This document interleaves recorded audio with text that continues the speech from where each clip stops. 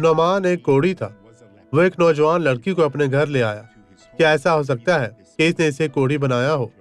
وہ اسے اسرائیل سے غلام کے طور پر لایا تھا تاکہ وہ اپنی بیوی کے کاموں میں مدد کرے، لیکن لڑکی خدا کی بیٹی تھی۔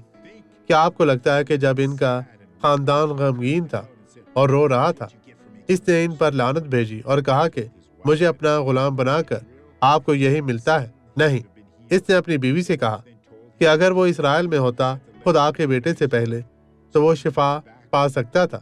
بیوی نے پھر اسے بتایا اور اس نے بادشاہ کو بتایا، جس نے اسرائیل کی بادشاہ کو ایک خط بھیجا۔ تو یہاں دیکھیں دوسرا سلاطین باب 5 آیت 10۔ اور الیشا نے ایک قاصد کی معرفت کہلا بھیجا، جا اور یردن میں 7 بار غوطہ مار تو تیرا جسم پھر بحال ہو جائے گا اور تو پاک صاف ہوگا۔ یہ سب ختم ہوا۔ آئیں اب دعا کریں۔ باپ، جب کسی کو خدا کا کلام ملتا ہے تو انہیں غصہ نہیں کرنا چاہیے، بلکہ بس وہی کرنا چاہیے جیسا کہ کہا جاتا ہے۔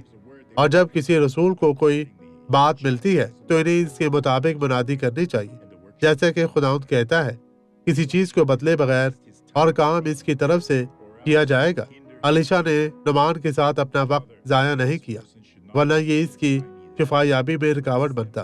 خداوند آپ کو برکت دے، آمین۔